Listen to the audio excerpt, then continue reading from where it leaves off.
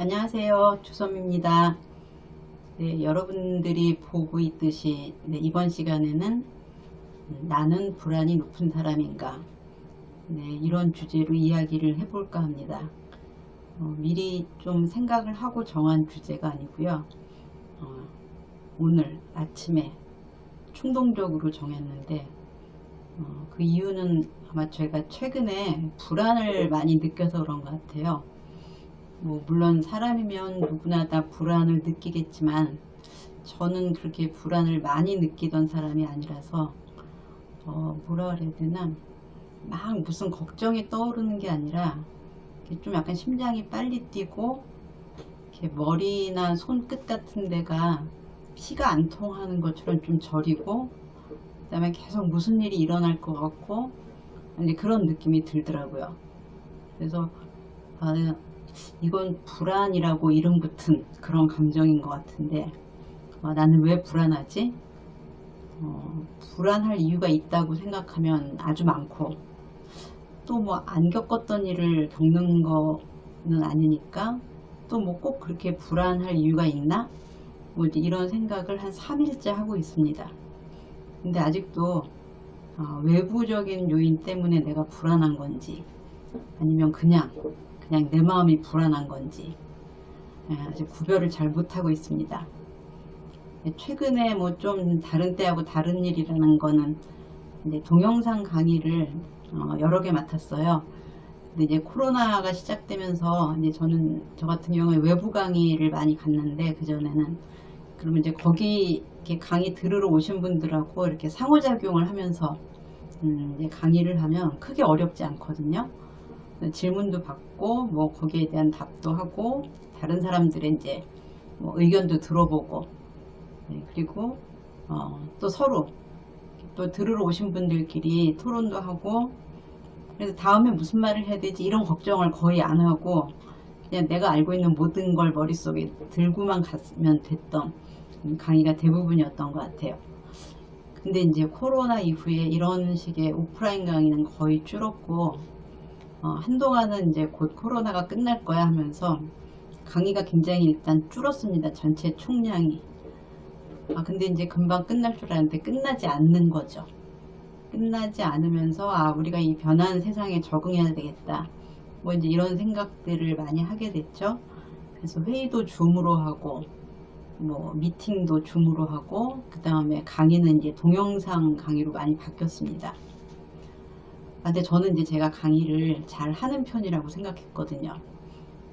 어디 가든지 특히 이제 부모 교육 같은 엄마들이 모이는 강의에 가면 항상 정해진 시간을 많이 초과해서 질문 받고, 그 다음에 도움이 됐다는 얘기도 많이 들었는데, 이번에 이제 동영상 강의가 점점 늘어나면서 좀 저게 무기력한 것 같아요.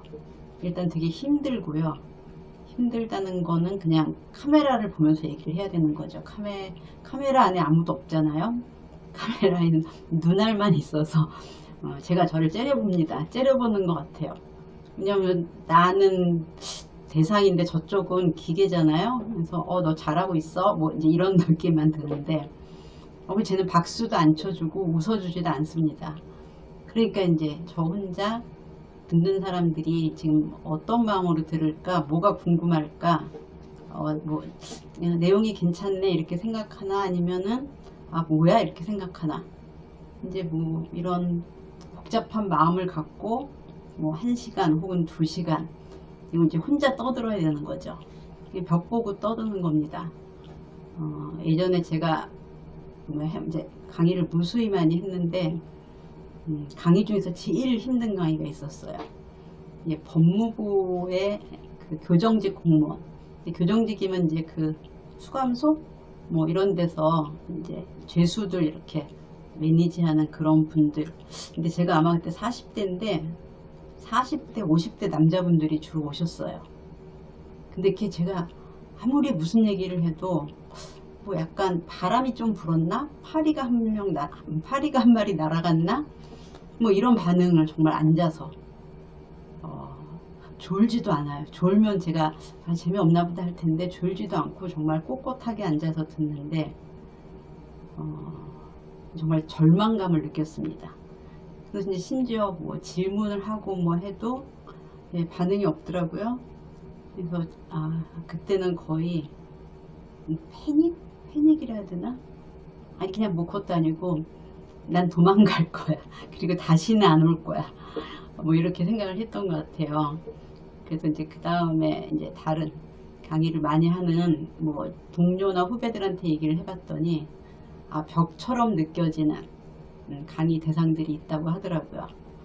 근데 이제 아마 제가 이 유튜브를 계속하고 영상을 만나는 건 그래도 요 유튜브에 와서 보시는 분들은 얼굴은 안 보여도 제가 비교적 편하게 느끼기 때문에 이제 이거는 계속 할 수 있는 게 아닌가 이런 생각이 들고 네, 이번에는 진짜 오랜만에 동영상 강의를 한 5개 정도를 한꺼번에 만들어야 되는 그런 이제 프로젝트를 맡았습니다.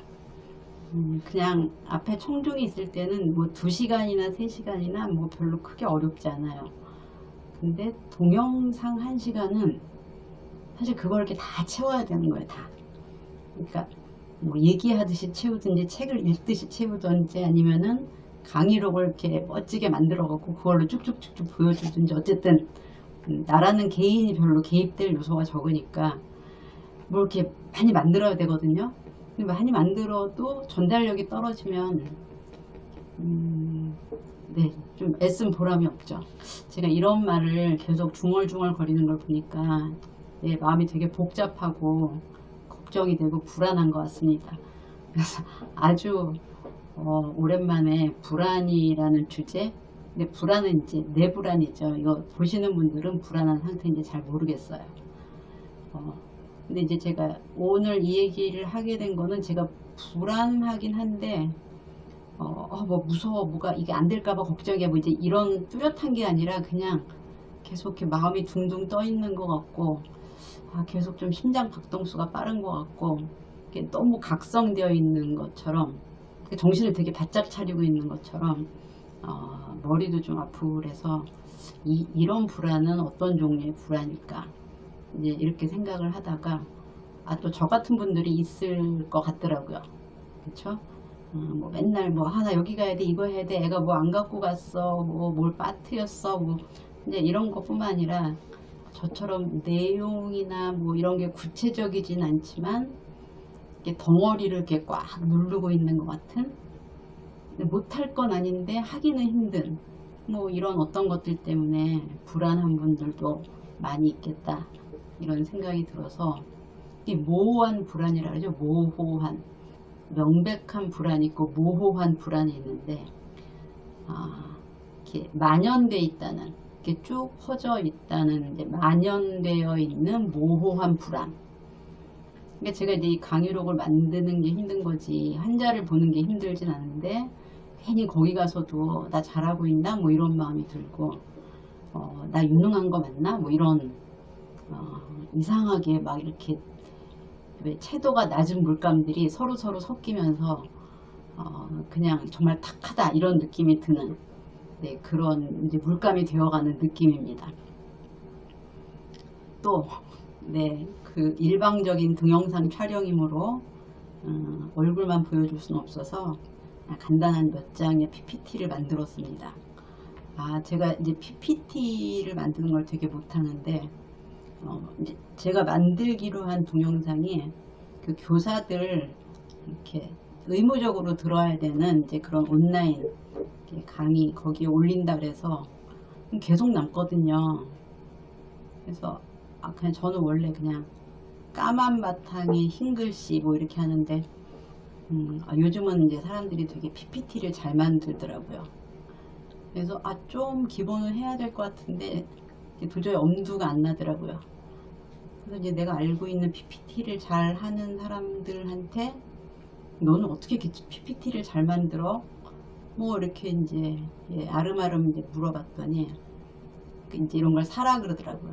그 사이트에 가입해서 뭐 PPT 템플릿 이런 거 이제 파는 데가 있다고 있다는 말은 옛날에 들었는데 생각은 못했던 것 같아요. 그래서 정말 어제 그 사이트에 들어가서 한 달에 9,900원 회원가입을 하고 엄청 많더라고요. 엄청 많은데 이렇게 딱 나한테 맞지는 않는 정보가 그런 것 같아요. 정보가 누가 나한테 맞춰서 그 정보를 만든 게 아니라 대다수의 사람들한테 얼추 필요한 거 이제 이렇게 만드니까 막 이제 여기저기서 막 주워야 되는 거죠. 뭐 이렇게 목걸이 하나를 만드는데 막 진주를 막 조개를 따야 되는 거죠. 조개 중에 10개는 비어있고 1개만 들어있는데 뭐 사이즈가 안 맞고 뭐 이런 아주 고통스러운 작업을 했습니다. 네, 그것 때문에 더 지친 것 같긴 해요.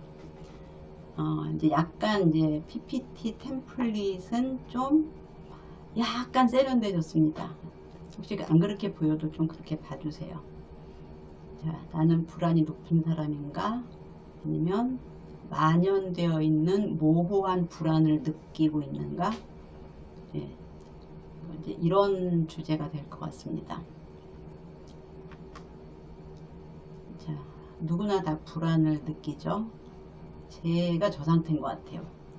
그냥 이렇게 뭔가 딱 정해져 있으면 뭐 만약에 강의록 그럼 이제 강의록만 생각하면 되는데 뭔가 이제 부글부글 이렇게 해갖고 뭔가 뭉게 해갖고 뭔지 잘 모르겠어요.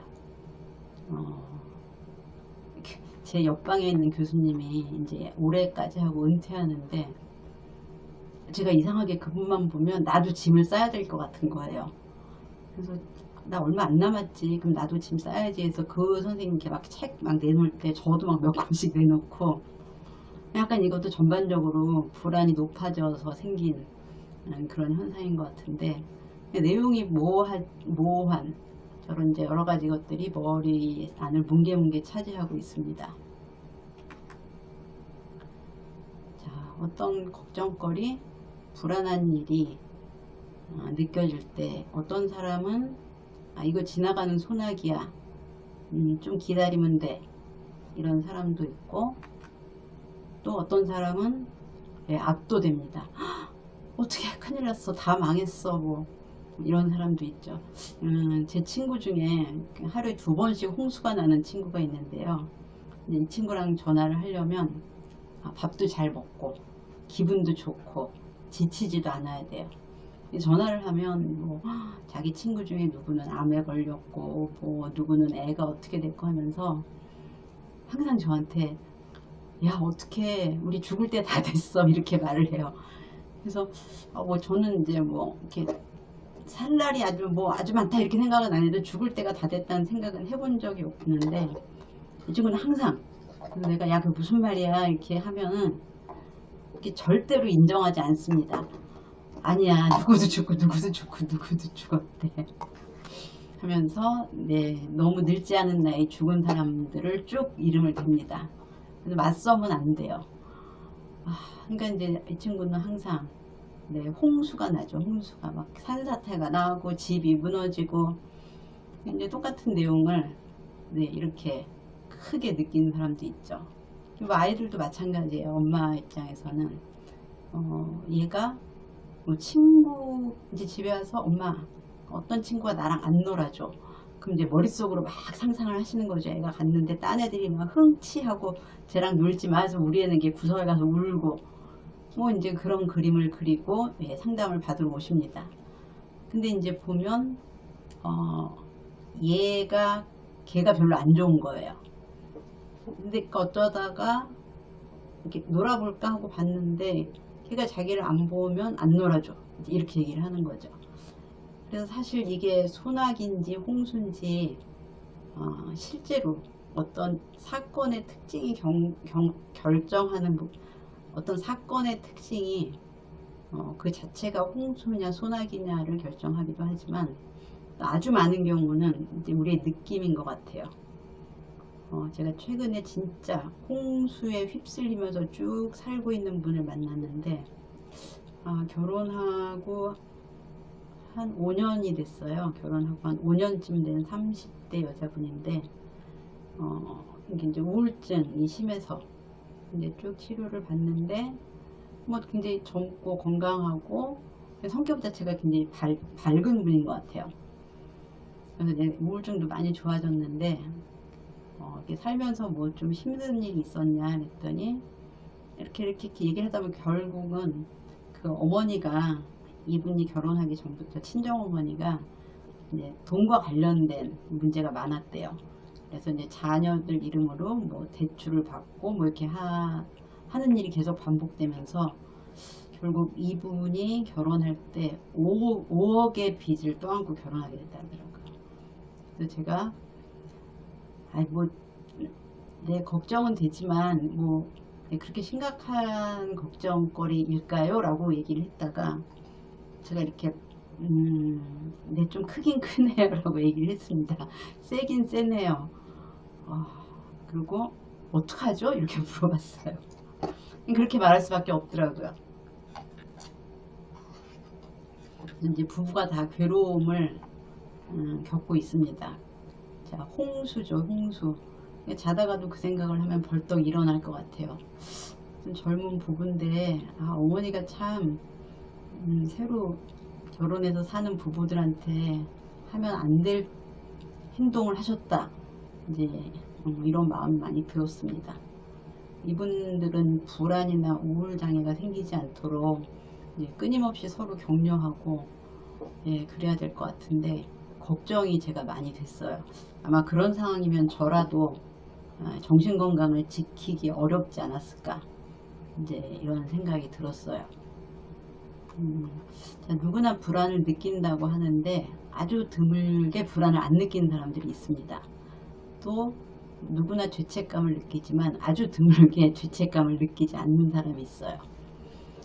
죄책감보다 불안이 훨씬 더 기본적인 반응이죠. 그래서 이제 불안은 누구나 느끼는데 독일에서 태어난 헬렌이라는 사람이 있는데 이제 30살이 되었을 때 이 사람이 이제 밤길을 가고 있었는데 그 공원 쪽에 이제 한 남자가 앉아 있었대요. 술이 취해서. 그래서 이제 그 사람이 일로 와보라고 막 불렀는데 이제 우리 밤에 깜깜한 데서 남자가 취한 것 같은 목소리로 오라 그러면 얼른 돌아가잖아요. 근데 이 사람이 글로 간 거예요. 그래서 왜 불렀냐고 했더니 이제 이 약간 마약에 취했던 것 같은데 내가 너를 죽여버리겠다고 이제. 근데 그 순간에 그 여자의 머릿속에는 무슨 천사의 합창 같은 소리가 났대요. 귀에 그런 게 들렸대요. 그래서 그 남자한테 날 죽이려면은 내 수호 천사들도 죽여야 될걸? 이렇게 얘기를 한 거예요. 하나도 무서워하지 않고. 그러니까 이제 이 마약에 취한 사나이가 뭐야? 범상하지 않은데? 이렇게 하면서 도망갔다고 하더라고요. 그래서 이제 이 신경외과 의사들이 이 헬렌한테 관심을 갖게 됐어요. 그래서 왜 이 사람은 이렇게 이렇게 불안을 안 느끼지? 그래서 이제 여러 가지 실험을 했습니다. 그래서 뭐 뱀하고 거미를 파는 가게에 가서 이렇게 풀어놓고, 그럼 이제 뭐 뱀하고 놀고 거미 이렇게 양쪽 손에 올려놓고, 그 다음에는 어떤 폐가에 가서 미리 이렇게 섭외한 배우들로 귀신을 배치했대요. 왜 우리 무슨 랜드 가면은 귀신의 집, 그래서 이렇게 모서리를 딱 들어가면 으악 하고 나타나면 이렇게 으악 뭐 이런 거를 아주 특별히 무섭게 했답니다. 진짜 골목골목 귀신이 나오는 거죠. 근데 사람들이 이게 진짜가 아니라고 알지만 또 깜짝 놀라잖아요. 근데 이제 이 헬렌이라는 사람은 이렇게 딱 돌아서서 귀신이 나오면 왔어? 나 이쪽으로 갈 건데 따라와 하고 귀신들을 다 끌고 갔답니다. 근데 이제 그렇다고 해서 이 사람이 이제 냉혈한이냐, 그렇지는 않대요. 불안을 빼면 다른 감정은 다 느낄 수 있다 그래요. 뭐 기쁨, 슬픔, 뭐 행복 이런 건 다 느끼는데 유독 불안만 안 느낀다고 해요. 그래서 이제 이 연구자들이 오랫동안 이 사람의 뇌를 연구한 결과 이름이 좀 어려운데 우르바흐 비트 증후군 환자였다 그래요. 우르바흐 비트. 이거는 유전적인 질병인데 그 감정을 담당하는 편도체라는 뇌 부분이 손상된 채 태어나는 겁니다. 전 세계적으로 400명 있다 그래요. 그래서 불안을 안 느끼면 되게 좋겠다 이렇게 생각을 제가 잠깐 했으나 불안을 안 느끼면 무슨 일이 일어날까요? 막 저쪽에서 차가 오는데 설마 날 치겠어? 뭐 이런 마음이 들고 애가 밤에 안 들어와. 그러면은 에이 뭐 친구네 집에 갔겠지 뭐 그 다음에 이제 뭐 네, 이렇게 되는 거죠. 그래서 불안은 사람이 살아가는데 꼭 필요하기 때문에 있는 감정입니다. 우리가 불안하지 않으면 이렇게 뭐 예를 들면 굉장히 크게 다치거나 이렇게 사자가 저쪽에서 어슬렁거리는데 한판 붙어볼까 막 이제 이렇게 되기 때문에 이 생명체를 살게 하기 위해서 불안이라는 감정이 있거든요. 죄책감을 안 느끼는 집단은 사이코패스나 소시오패스입니다. 병원에는 가끔 와요. 이런 사람들이. 죄책감은 없는데 우울은 있어요. 좀 재밌죠? 그러니까 내가 뭔가를 잘못해서 감옥에 가게 돼. 근데 잘못한 거는 안 미안하는데 감옥에 가는 건 울적한 거예요. 진짜 죄책감이 없나 하고 물어봤더니 죄책감이 없더라고요. 근데 이제 한번 제가 뭔가를 잘못했을 때 이제 그런 환자를 만났는데 잠깐 부럽다. 죄책감도 안 느끼고 내가 친구한테 돈을 꾼 다음에 안 갚아도 마음이 편한 거죠. 그러면 뭐 그냥 잠깐 그렇게 생각한 건데 그냥 불안도 그렇고 죄책감도 그렇고 다 괴로운 감정이잖아요. 그래서 괴로운 감정을 참 안 겪고 살면 좋은데 그렇죠? 근데 다 이게 이제 생존에 필요하기 때문에 사람들한테 있다는 거죠. 네, 적당히 느껴야 되는데 과하면 좀 괴로운 거죠. 네. 자, 지금 설명드린 것처럼 불안은 이제 위험을 피하게 해주는 감정이죠. 우리가 시험 볼 날이 얼마 안 남았을 때 이렇게 막 머리가 타면서 공부를 하죠. 그래서 그냥 미치겠어 뭐 안 외워져. 나 어떻게 또 까먹었나봐. 뭐 이제 이렇게 시험 망치면 어떡해 막 이러면서 엄청 타는 반응을 보이죠. 불안입니다. 시험 불안. 왜? 시험을 못 본다는 그런 일을 피하기 위해서. 그 다음에 이제 운전을 하고 가는데 저쪽에서 애가 또르륵 공을 굴리면서 와. 그러면 깜짝 놀랍니다. 어머, 그 다음에 이제 뭐 큰일 날 뻔했잖아. 그리고 이제 약간 화가 나죠. 쟤는 왜 저기서 놀아? 엄마 뭐 하는 거야? 이제 불안이 해소될 때 나타나는 이제 여러 가지 반응이죠. 뭔가 위험한 일, 나나 내 주변에서 위험한 일이 생길 가능성이 있을 때 그거를 피하게 해주는 그냥 쓸모로 보면 매우 쓸모 있는 감정입니다. 그리고 이게 뭐가 위험이냐 이게 분명하면 아주 빠르게 대처를 하게 해주죠. 아까 그 헬렌이라는 여자처럼 깜깜한 데서 남자가 앉아있다가 일로와 그러면은 잽싸게 도망가야죠. 그래서 이 불안은 싸울 거냐 도망갈 거냐 이 둘 중에 하나를 결정하게 해주는 그런 감정입니다. 그러니까 옛날에는 정글에서 뭐가 나타나면 빠스슥 하면은 빨리 도망가든지 싸우든지 해야 되잖아요. 그래서 이게 이제 정글족들에게 살아남는데 아주 결정적인 감정이었습니다. 그러니까 도망갈 거야 싸울 거야. 자, 상대가 나보다 강하면 도망가야 되고 나보다 약하면 싸워야 되겠죠. 그래서 예전에는 아주 불안이 심플했다 그래요. 눈앞에 뭔가가 나타났을 때 잽싸게 어떤 이제 대처를 할 수 있는 거죠. 자, 근데 이제 오늘날 현대인이 느끼는 불안은 좀 저렇게 단순하지가 않은 것 같아요. 그래서 이제 불안, 공포, 걱정, 이제 뭐 이런 여러 가지 단어를 쓰고 있는데 불안과 공포, 걱정 좀 서로 다른 것 같지만 또 같이 연결되어 있는 부분이 있습니다. 일단 불안과 공포는 감정인 것 같죠. 불안은 좀 약하고 공포는 좀 강한 것 같고. 네, 맞습니다. 어떤 일이 생겼는데 내가 이게 위험한지 아닌지 잘 모르겠어. 내가 아침에 지각을 했는데 가서 혼날지 안 할지 잘 모르겠어. 그럼 이제 떨리죠. 불안하죠. 뭐 라든지 뭐 내가 분명히 집에 먹을 게 있는 걸로 알고 있는데 막 달려왔는데 아무것도 없어. 그럼 이제 오는 도중에 계속 불안하죠. 있나 없나? 애가 굶고 있나? 이제 뭐 이런 거. 자, 그래서 불안은 실제로 있을 것 같은, 그래서 빨리 대처를 필요로 할 때의 감정이고요. 공포는 훨씬 더 이제 그 정도나 이제 그 범위가 넓습니다. 그래서 이렇게 뭔가 왜 우리가 영화에서 저쪽에서 깜깜한데 뭔가 두려운 게 다가오고 있다는 어떤 여러 가지 음향 효과, 분위기, 맥락 이런 게 있으면은 이렇게 얼어붙죠. 어떻게 도망갈 수도 없고 이게 존재는 보이지 않는데 엄청 크고. 이제 이게 공포입니다. 그 불안은 아까 싸우거나 도망가거나 둘 중에 하나를 하게 한다 했잖아요. 근데 공포는 얼어붙게 만들어요. 그래서 이제 애를 혼낼 때도 마찬가지죠. 애를 혼냈어요. 혼냈는데 싸울 거냐 도망갈 게 울거나 덤비겠죠. 자, 울거나 덤비면 혼나고 울면 또 혼나죠. 자, 그거는 그냥 정상적인 반응입니다. 또 뭐 화를 자, 근데 엄마가 화냈을 때 공포심을 느끼는 아이들은 그냥 얼어붙습니다. 그래서 이상하게 희죽 웃거나 이렇게 눈이 이렇게 약간 초점을 잃거나. 근데 이거는 이제 애가 엄마한테 혼났을 때 불안이 아니라 공포를 느끼는 거거든요.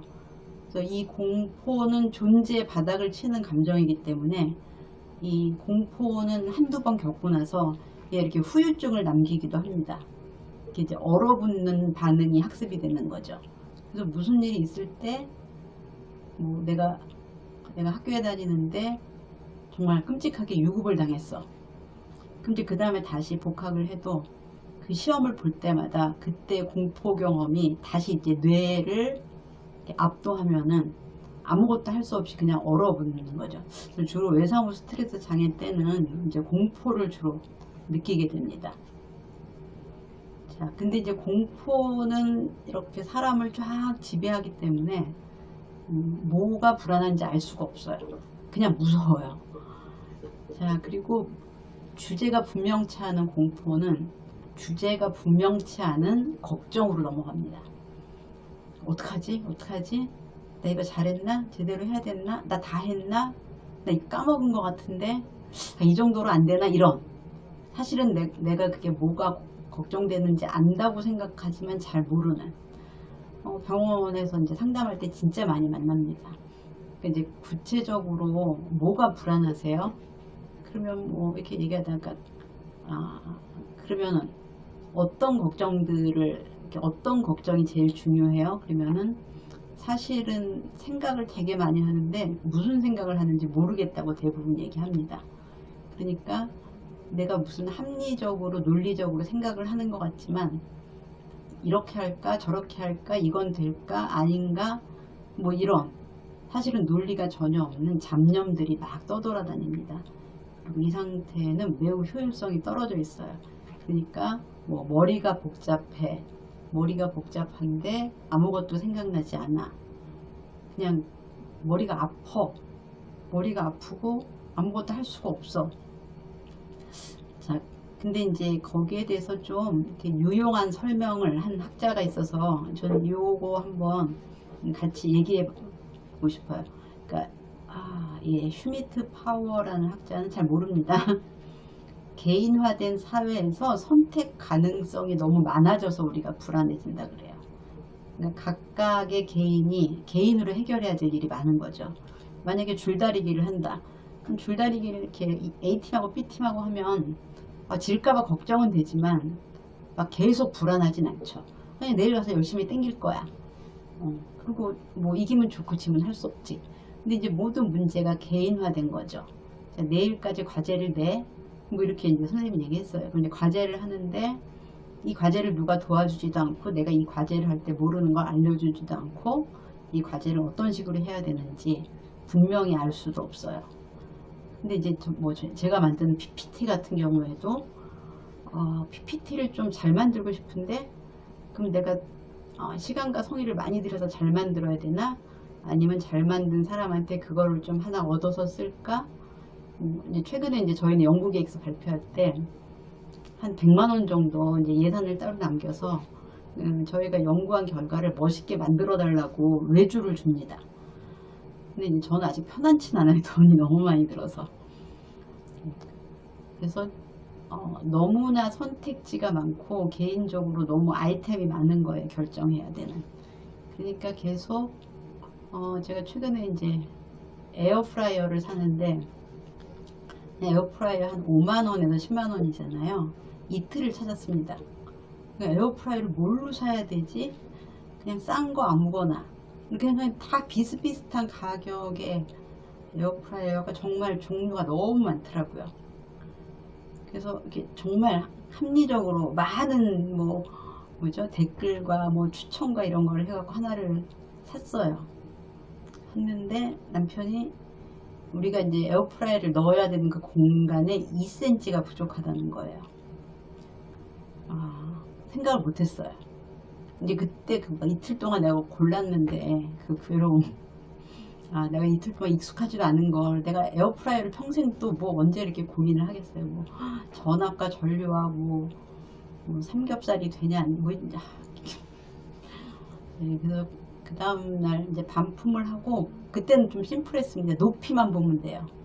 이제 높이만 보고 샀습니다. 그리고 야, 내가 환자 이 시간에 환자 5명을 상담하겠다 이런 생각을 했습니다. 너무 많은 정보, 너무 많은 선택의 여지, 이제 이런 것들이 사람을 되게 피곤하게 하는구나. 사람을 과부하에 걸리게 하는구나. 네, 이런 거를 직접 겪었습니다. 자, 그러면 이제 결국 소진이 되죠. 머리가 화르륵 타버립니다. 이게 화르륵 타면 일단 몸이 피곤해요. 그다음에 짜증이 납니다. 그 다음에 효율이 되게 떨어졌는데 이걸 안 하고 있다는 그것 때문에 안 하고 있으면서도 점점 피로가 가중되죠. 자, 이제 이런 과정을 우리가 매일 겪는 것 같아요. 뭐 저는 이제 직장이 있으니까 이렇게 아침에 딱 오면은 제일 먼저 메일을 열어봅니다. 메일을 딱 열어보는데 뭐 몇십 개 뭐 이제 이렇게 오죠. 그래서 저는 이제 그게 몇십 개가 있으면 너무 이제 아침부터 진이 빠지기 때문에 그 쓸데없이 오는 그런 그 스팸은 바로바로 그 자리에서 전부 다 스팸 처리를 합니다. 너 또 오지 마. 다시 오면 안 돼. 야, 너까지 나를 괴롭히니? 이런 마음으로. 그 다음에 이제 학교에서 이렇게 뭐 소식지 이런 것들은 이렇게 좀 기분이 덜 부담스러울 때 보기 위해서 쫙 빼놓습니다. 그 다음에 이제 빨리 확인해야 될 거 먼저 하고 저거 부담스러운데 급하지 않은 건 좀 뒤로 미뤄요. 그리고 저거는 상담글인데 오늘 안에 쓸 수 있을까 이제 하고 밀어놓죠. 근데 이제 내가 오늘 못하고 밀어놓으면 내일 또 같은 일이 반복되죠. 밀어놓으면 또 밀어놓게 되고, 그리고 여기에 대해서 뭐 예를 들면 무슨 원고를 쓰시겠습니까 해서 쓰겠다 그러면 이제 그 다음날 또 오죠. 이런 형태로 원고를 써주세요. 뭐 이런 형태로 강의를 해주세요. 이렇게 하나를 해결하면은 그 다음에 2개가 오고 2개를 하다 보면 일이 많아지고 이제 끊임없이 이런 일이 반복되죠. 여러분들도 그럴 거예요. 애가 이번에 시험인데 그래 단원평가 이제 공부하자. 자 앉아. 가만있어 봐. 또 그냥 아예 학원을 보낼까 아니면 문제집을 풀릴까 아니면 단원평가 책을 사서 요것만 풀릴까 이렇게 하다가 단원평가 평가 문제집을 사서 풀렸는데 별로야. 그럼 그냥 학원을 보낼까 아니면 내가 그냥 끼고 가르칠까. 야 수학은 되는데 뭐 국어가 안 되네. 뭐 이제 이렇게 하나를 해결하면 그 다음으로 나오죠. 그래서 어느 순간 뭔가를 결정한다 해서 벗어날 수 있는 문제가 굉장히 적고, 그 다음에 나 뭘 해야 되지? 뭐 애들이 뭐 머리가 좋아진다는데 뭐 전집을 사줘야 되나 아니면 요즘 왜 그 태블릿으로 또 공부 많이 하잖아요. 태블릿을 시켜야 되나 뭐 이제 이런 근데 뭐죠? 제가 이름을 까먹었는데 무슨 파이 뭐 이런 것도 있고 뭐 온라인으로 하는 거 있고 내 이름을 제가 다 까먹었습니다. 그럼 물어보죠. 뭐가 더 좋아요? 그래서 나는 이게 더 좋은데 아니야 난 그게 더 좋아 그러면은 그쵸 결정이 안 되죠. 그럼 이제 또 이렇게 맘카페 들어가서 물어보고 그럼 뭐 이거 좋다 저거 좋다 그러면은 이제 또 다시 옆집에 가서 물어보고 뭐 이렇게 되죠. 그래서 우리 뇌는 아마 세상이 복잡해지고 정보가 많아지는 만큼 과부하가 되고 일단 과부하가 걸리기 시작하면은 중단이 안 되는 것 같아요. 그래서 저도 이 강의하는 일이 끝나면 좀 머리 복잡하지 않게 제가 사실 이 일을 하면서 뭐 교수 뭐 이런 직업을 하면서 제일 이 직업의 나쁜 점은 집에 가도 머리가 쉬어지지 않는다는 거거든요. 머리가 계속 돌아갑니다. 그리고 예를 들면 이제 제가 오늘 환자를 봤는데 아직 이제 보고서를 다 쓰지 않았기 때문에 계속 그들에 대한 생각을 해야 돼요. 머리를 하얗게 비우고 내일 오면은 다시 그 리마인드에서 이제 그 보고서를 쓸 때 훨씬 더 힘이 많이 듭니다. 그러니까 이제 머릿속에 원래 오늘 왔던 사람이 체격이 이만하고 분홍색 후드티 입었었고 뭐 이렇게 마스크 거리를 좀 이렇게 이상하게 유치한 걸 했던데 그리고 이상하게 좀 혀 짧은 얘기를 하고 뭐 이제 이런 근데 증상은 뭐였고 이제 이런 것들을 계속 머릿속에 담아둬야 됩니다. 그리고 이제 내일 아침에 오면 바로 그거를 써야 되죠. 자, 과부하가 걸립니다. 안 걸리면 이상하죠? 나 과부하가 걸려있어. 이상한 거 아닙니다. 다 걸려있는데, 예, 좀 방법을 생각해 보죠. 네, 내가 할 수 있다고 생각한 정도의 70%만 일을 벌린다. 네, 제가 이번에 이렇게 좀 힘들어진 거는 70을 어겼어요. 100을 맡았습니다. 100을 맡으면 보통 한 130의 노력이 필요하죠. 나는 100 정도 할 수 있을 것 같아. 그럴 때 그냥 70 정도만 하자. 뭐 이렇게 사람들이 모여서 그거 제가 할게요. 뭐 이런 분들도 있고 그 집에 내가 데리고 올게요. 말하든지. 네, 그래서 70만 맞는다. 아주 습관적으로. 그리고 그 일에서 더 이상 가지치기는 하지 않는다. 그 집 동생도 제가 데리고 갈게요. 뭐 이렇게. 자, 그 다음에 맡은 일에 대해서 너무 정보를 많이 찾아보지 않도록 합니다. 제가 이제 에어프라이어 사면서 정보를 찾아봤는데 정말 특별한 정보는 없는 것 같아요.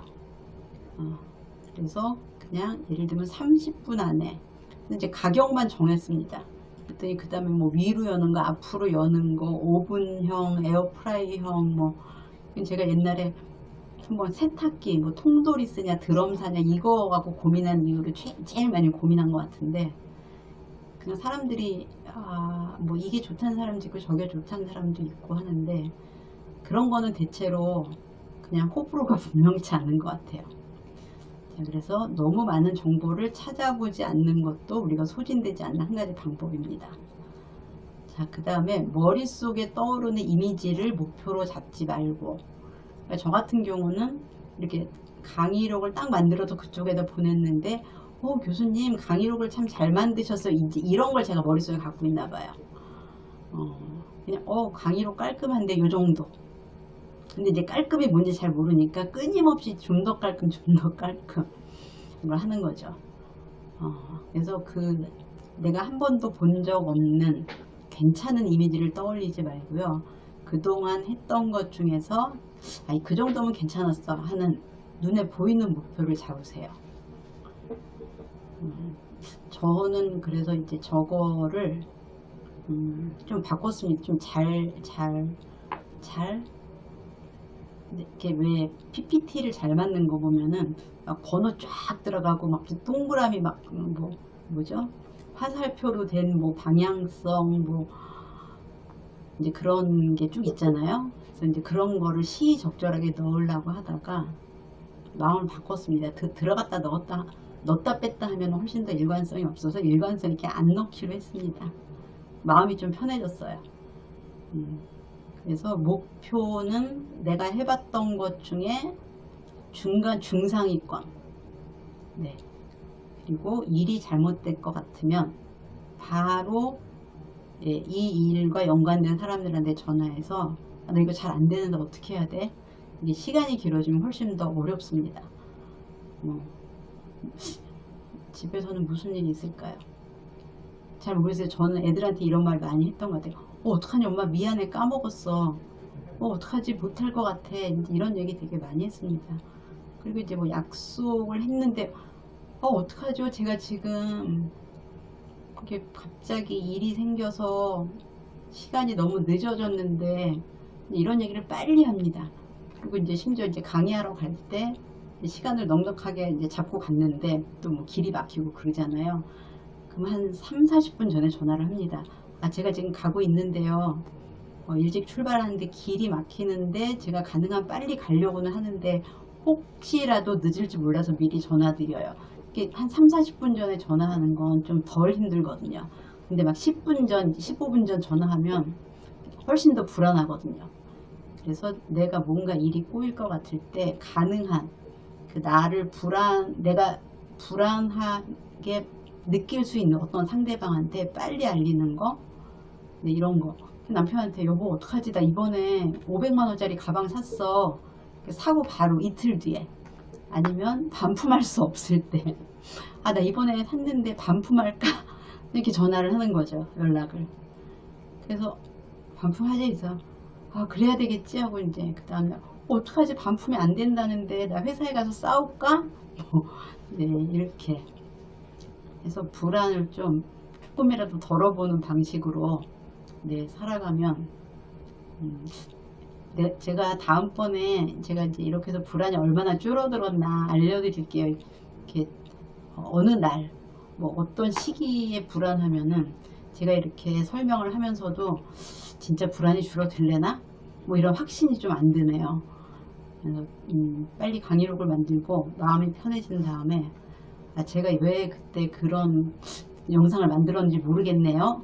네, 이런 얘기를 할 수 있는 네, 그런 날이 빨리 왔으면 좋겠습니다. 네, 오늘 좀 영상이 길어졌는데요. 네, 끝까지 봐주신 여러분께 감사드립니다.